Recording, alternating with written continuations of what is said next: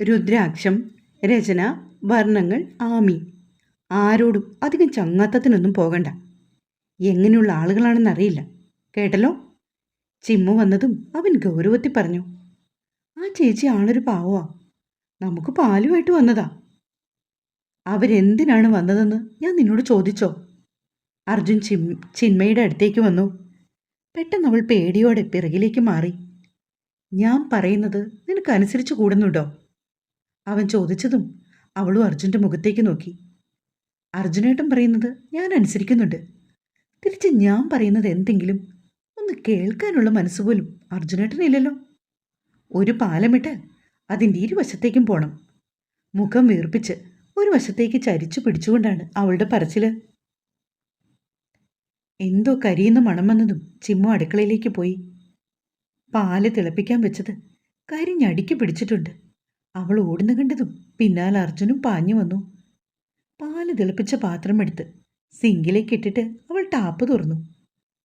നിനക്ക് യാതൊരു ഉത്തരവാദിത്വമില്ലല്ലേടി എന്ന് ചോദിച്ച അർജുൻ അവളെ വഴക്കും പറഞ്ഞു. സോറി. ചിമ്മു പതിയെ ചുണ്ടനക്കി. ചിന്മയെ അടുക്കളയിൽ കയറി ജോലിയൊന്നും ചെയ്ത് യാതൊരു പരിചയവും അവൾക്കില്ല. അങ്ങനൊരവസരം വന്നിട്ടുമില്ല. ഇതിപ്പോൾ കാലത്തെ എന്ത് ചെയ്യണമെന്നറിയാതെ പെണ്ണിന് ചെറിയൊരു അങ്കലാപ്പുണ്ട്. അർജുൻ വന്ന് നോക്കിയപ്പോൾ അവൾ എന്തോ ആലോചിച്ച് നിൽക്കുകയാണ്. ഇവിടെ അടുത്തൊരു ഹോട്ടലുണ്ട്. ബ്രേക്ക്ഫാസ്റ്റിനുള്ളത് ഞാൻ വാങ്ങിക്കൊണ്ടുവരാം. നീ വാതിലടച്ചിരുന്നോ? അവൻ്റെ ഗൗരവമേറിയ ശബ്ദം കേട്ടപ്പോൾ ചിമ്മു തിരിഞ്ഞു നോക്കി. വാതിലടയ്ക്ക്. അർജുൻ പറഞ്ഞതും അവൻ്റെ പിന്നാലെ ചിന്മയി നടന്നു. ആ സ്ത്രീ വന്നിട്ടുണ്ടെങ്കിൽ നീ വാതിൽ തുറക്കാനൊന്നും മെനക്കെടണ്ട. സിന്ധു ചേച്ചിയാണ് അർജുൻ ഉദ്ദേശിച്ചതെന്ന് ചിമ്മുവിന് പിടികിട്ടി. അവൾ മൂളി. കുളിച്ച് റെഡിയായി നിന്നോണം.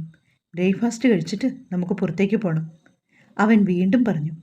എന്തിന്? വീട്ടിലേക്ക് ആവശ്യമുള്ള സാധനങ്ങളൊക്കെ വാങ്ങിക്കാൻ. അവൾ തലകുലുക്കി. അർജുൻ പുറത്തേക്ക് ഇറങ്ങിയതും ചിന്മയി വാതിലടച്ച് കുറ്റിയിട്ടു.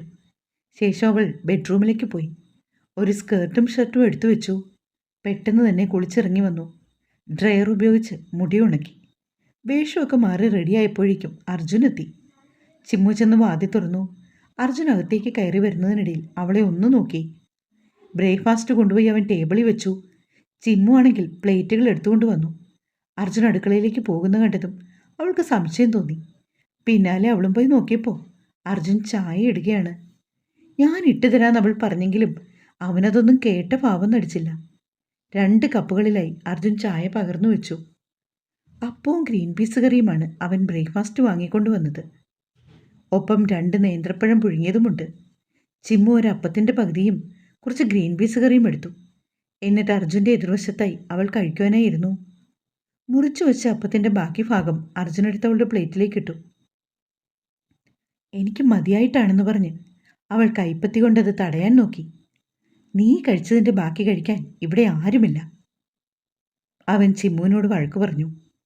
പിന്നീടൊരക്ഷരം പോലും പറയാതെ അവൾ മുഴുവനും കഴിച്ചു തീർത്തു. അതിനുശേഷം ചായ കുടിച്ചപ്പോഴാണ് പെണ്ണ് ഞെട്ടിപ്പോയത്. വളരെ രുചികരമായ ചായ. ഒരിറക്കിറക്കിയ ശേഷം അവൾ വിടർന്ന മിഴികളോടെ അർജുനെ നോക്കി. അടിപൊളി. അർജുനേട്ടന് കുക്കിങ്ങൊക്കെ നല്ല വശമുണ്ടല്ലേ? ചോദിക്കാതിരിക്കാനായില്ല പെണ്ണിന്. പക്ഷെ അവനതൊന്നും തന്നെ ബാധിക്കുന്ന കാര്യമേ അല്ല എന്ന മട്ടിൽ ഭക്ഷണം കഴിച്ചെഴുന്നേറ്റ് കൈ കഴുകുവാനായി പോയി. ഇതെങ്ങനെ മുന്നോട്ട് പോകും? അതും ഒരു വീട്ടിൽ ഇങ്ങനെ കഴിയുമ്പോൾ? എൻ്റെ ഗുരുവായൂരപ്പ, ഒരു പോംവഴി കാണിച്ചു തരണേ. അർജുന് കേൾക്കാൻ പാകത്തിന് ഉറക്കെയാണ് ചിമ്മു പറഞ്ഞത്. ചിമ്മുവിൻ്റെ അമ്മയും അച്ഛനും ഫോൺ വിളിച്ചപ്പോൾ അവൾ അവരോട് വീഡിയോ കോളിൽ സംസാരിക്കുന്നത് കണ്ടുകൊണ്ട് അർജുൻ റെഡിയായി ഇറങ്ങി വന്നു. പോകാം. അവൻ ചോദിച്ചതും ചിമ്മു ഫോൺ കട്ട് ചെയ്തിട്ട് അവനെ നോക്കി. അതും ഇത്തിരി ദേഷ്യത്തിൽ തന്നെയാണ് അവളുടെ നോട്ടം. അതെ, ഞാൻ ആളുകളോടൊക്കെ ഇത്തിരി സംസാരിക്കുന്ന കൂട്ടത്തിലാണ്. എനിക്കിങ്ങനെ മിണ്ടാതിരിക്കുന്നതൊക്കെ ബുദ്ധിമുട്ടുണ്ട്. അർജുനേട്ടൻ ഇങ്ങനെ തുടങ്ങിയാൽ എനിക്ക് മുന്നോട്ട് പോകാൻ പാടാണ് കേട്ടോ. 6 മാസം കഴിയട്ടെ, എന്നിട്ട് ഡിവോഴ്സിനുള്ള കാര്യങ്ങൾ നോക്കാം. അവൻ പറഞ്ഞതും ചിന്മയി ഞെട്ടിത്തെറിച്ചു നിന്നു. നീ വരുന്നുണ്ടോ? അതോ ഇവിടെ ഇങ്ങനെ നിൽക്കുവാണോ? അർജുൻ നോക്കിയപ്പോൾ അവളുടെ മിഴികളൊക്കെ നിറഞ്ഞു തൂകി വരുന്നുണ്ട്. ഇപ്പം കരയുന്ന മട്ടിലാണ് അവളുടെ നിൽപ്പ്. അർജുൻ വെളിയിലേക്ക് ഇറങ്ങിപ്പോയിട്ട് വണ്ടിയിലേക്ക് കയറി. നീ വരുന്നുണ്ടോന്നവൻ വീണ്ടും ഉച്ചത്തിൽ ചോദിച്ചു. കവളിലൂടെ ഒലിച്ചിറങ്ങിയ കണ്ണുനീർ തുടച്ചുകൊണ്ട് വാതിലടച്ച് കുറ്റിയിട്ട് ചിമ്മു കാറിലേക്ക് പോയി കയറി. അർജുൻ വണ്ടി സ്റ്റാർട്ട് ചെയ്തു. പതിയെ അവനൊന്ന് ഇടത്തേക്ക് മുഖം തിരിച്ചപ്പോൾ അവളുടെ കവളിലൂടെ കണ്ണീർ ചാലുകൾ തീർത്തൊഴുകി വരികയാണ്. നീ ഇപ്പോൾ ഇവിടെ ഇരുന്ന് മോങ്ങാൻ എന്തെങ്കിലും ഇവിടെ സംഭവിച്ചോടി? അർജുൻ വീണ്ടും ചോദിച്ചു. അർജുനേട്ടൻ എന്തുകൊണ്ടാണ് എന്നെ ഇഷ്ടമല്ലാത്തത്? എനിക്ക് സൗന്ദര്യവും പഠിപ്പും കുറവായതുകൊണ്ടാണോ? അതോ ഏട്ടൻ്റെ സങ്കല്പത്തിലുള്ള ഒരു പെൺകുട്ടി അല്ലായിരുന്നോ ഞാൻ? അവൾ ചുണ്ടനക്കി. ചിമ്മു പറയുന്നത് അർജുന് കേട്ടു. നിനക്ക് എന്തെങ്കിലും പറയാനുണ്ടെങ്കിൽ ഉറക്കെ പറഞ്ഞോണം. കേൾക്കാത്ത മട്ടിലവൻ പ്രതികരിച്ചു. 6 മാസം അർജുനേട്ടനോടൊപ്പം നിൽക്കാൻ എനിക്ക് സമ്മതമാണ്. അത് കഴിഞ്ഞാൽ നമുക്ക് പിരിയാം. നമ്മൾ രണ്ടാളും ഭാര്യ ഭർത്താക്കന്മാരാണെന്ന് കോളേജിലും ആരോടും പറയണ്ട. അപ്പോൾ പിന്നെ പ്രശ്നമില്ലല്ലോ, അവൾ പറഞ്ഞു നിർത്തി. ചിമ്മു എന്തൊക്കെ പറഞ്ഞു നോക്കിയെങ്കിലും യാതൊരു പ്രതികരണവുമില്ലാതെ അർജുൻ നേരെ നോക്കി വണ്ടി ഓടിച്ചു പോയി. ടൗണിലെത്തിയ ശേഷം ഒരു ഹൈപ്പർ മാർക്കറ്റിലേക്ക് അവൻ കാറ് കയറ്റി. സെക്യൂരിറ്റിയാണ് പാർക്കിങ്ങിലേക്കുള്ള ഏരിയ അവന് കാണിച്ചു കൊടുത്തത്. വണ്ടി ഒതുക്കിയ ശേഷം അർജുനും ചെമ്മയും കൂടി പുറത്തേക്ക് ഇറങ്ങി. അത്യാവശ്യം നല്ല തിരക്കായിരുന്നു ആ ഹൈപ്പർ മാർക്കറ്റിൽ. ഇരുവരും ഒരു പ്രകാരത്തിലാണ് അകത്തേക്ക് കയറിയത്. ഇതെന്താണ് ഇവിടെ ഇത്രയ്ക്ക് ആൾക്കൂട്ടമെന്ന് അർജുൻ ചോദിച്ചപ്പോൾ ഡിസ്കൗണ്ട് സെയിൽ നടക്കുന്നു എന്നാണ് ഒരാൾ പറഞ്ഞത്. ആളുകളൊക്കെ പരസ്പരം തട്ടിയും മുട്ടിയുമാണ് നടക്കുന്നത്. ഇടയ്ക്കൊക്കെ ചില ഞരമ്പ് രോഗികളുമുണ്ട്. കാണാൻ കൊള്ളാവുന്ന പെൺകുട്ടികളെയൊക്കെ മനഃപൂർവ്വം മുട്ടാൻ തയ്യാറായിട്ടാണ് അവരുടെ നിൽപ്പ്. ചിമ്മു അർജുൻ്റെ അടുത്തേക്ക് ചേർന്ന് നിന്നു. എന്നിട്ട് അവൻ്റെ കയ്യിൽ പിടുത്തമിട്ടു. അത്ര ഇഷ്ടപ്പെടാത്ത ഭാവത്തിൽ അർജുൻ അവളെ നോക്കി. നമുക്ക് വേറെ ഏതെങ്കിലും ഷോപ്പിലേക്ക് പോകാം. അവൾ പറഞ്ഞതും അർജുൻ അത് സമ്മതിച്ചു. ഇരുവരും ചേർന്ന് ഒരു പ്രകാരത്തിലാണ് പുറത്തേക്കിറങ്ങിയത്. ഓ എൻ്റെ നാരായണ, ശ്വാസം മുട്ടി ചത്തേനെ, അവൾ നെഞ്ചിൽ കൈവച്ച് പുലമ്പി. പാർക്കിംഗ് ഏരിയയിൽ വന്നിട്ടും ചിന്മയി അർജുനോടുള്ള പിടുത്തം വിട്ടില്ല. ഇറുക്കി ചേർന്ന് നിൽക്കുകയാണ് പെണ്ണ്. അർജുൻ ദേഷ്യത്തിലൊന്ന് നോക്കിയപ്പോഴാണ് അവൾ അകന്നു മാറിയത്. ഇങ്ങരുടെ നോട്ടവും ഭാവവും കണ്ടാൽ തോന്നും ഞാൻ വഴിയെ പോയി ഏതോ ഒരു പെൺകുട്ടിയാണെന്നും മനഃപൂർവ്വം ഇടിച്ചു കയറി വന്ന് നിൽക്കുന്നതാണെന്നും അവൾ ദേഷ്യത്തിൽ പറഞ്ഞു. ഡോർ തുറന്ന് അർജുൻ അകത്തേക്ക് കയറിയതും ചിമ്മു ഇരു കൈകളും എളിക്ക് കുത്തി ദേഷ്യത്തിൽ നിൽക്കുകയാണ്.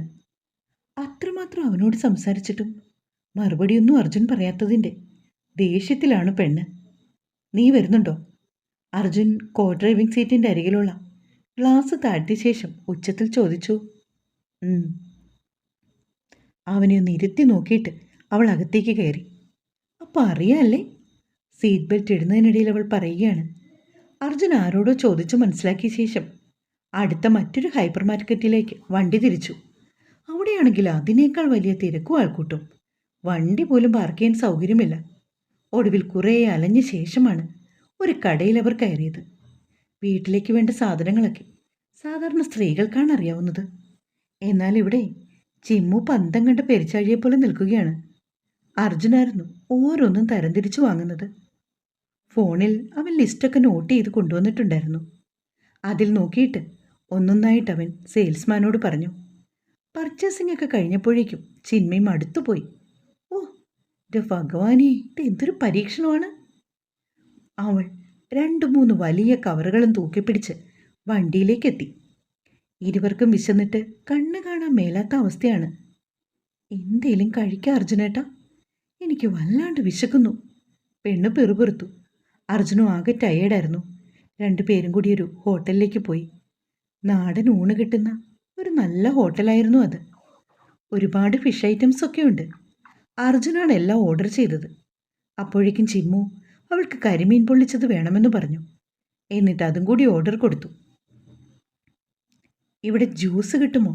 അവൾ അവനെ നോക്കി പതിയെ ചോദിച്ചു. ഇല്ല, അർജുൻ പറഞ്ഞു. അവരുടെ തൊട്ടരികത്തായി കിടന്ന സീറ്റിൽ ഒരാൺകുട്ടിയും പെൺകുട്ടിയും വന്നിരുന്നു. ഇരുവരും ലവ് ആണെന്നുള്ളത് ഒറ്റ നോട്ടത്തിൽ തന്നെ മനസ്സിലാവും. അത് കണ്ടതും ചിന്മയി ചെറുതായി ഒന്ന് പുഞ്ചിരിച്ചുകൊണ്ട് അർജുനെ നോക്കി കണ്ണിറുക്കി. ഈ പെണ്ണിൻ്റെ ഈ ഭാവങ്ങളൊക്കെ കാണുമ്പോൾ സത്യത്തിൽ അർജുന് ദേഷ്യം വരുന്നുണ്ട്. എങ്കിലും അവൻ കടിച്ചു പിടിച്ചിരിക്കുകയുമാണ്. അപ്പോഴേക്കും അർജുൻ ഓർഡർ ചെയ്ത ഫുഡ് വന്നു. രണ്ടാളും പെട്ടെന്ന് തന്നെ ഭക്ഷണം കഴിക്കുവാനായി തുടങ്ങി. ഇടയ്ക്ക് ചിമ്മുവിൻ്റെ മിഴികൾ അപ്പുറത്തെ സീറ്റിലേക്ക് പാളിപ്പോകുന്നുണ്ട്. അരികത്തായിരുന്ന ആൺകുട്ടിയും പെൺകുട്ടിയും പരസ്പരം ശരീരഭാഗങ്ങളിലൊക്കെ ടച്ച് ചെയ്യാൻ തുടങ്ങുന്നത് കണ്ടതും ചിന്മയെ പേടിച്ചു വിറച്ചു. അർജുൻട്ടാ, അവർ കാണിക്കുന്ന കണ്ടോ? അവൾ പറഞ്ഞതും അർജുൻ ഒന്ന് നോക്കി. ആ പയ്യനാണെങ്കിൽ ആ പെൺകുട്ടിയുടെ മാറിടത്തിൽ സ്പർശിക്കുന്നതാണ് ഇരുവരും കാണുന്നത്. അവനൊന്ന് തൻ്റെ കൈവിരൽ കൊണ്ടവിടെ അമർത്തിയതും ആ പെണ്ണിൽ നിന്നും ഒരു ശബ്ദം ഉയർന്നു. നമുക്ക് പോകാം. അർജുൻ പെട്ടെന്ന് കഴിപ്പ് മതിയാക്കി പുറത്തേക്ക് ഇറങ്ങിപ്പോയി. പിന്നാലെ ചിമ്മുവും. തുടരും.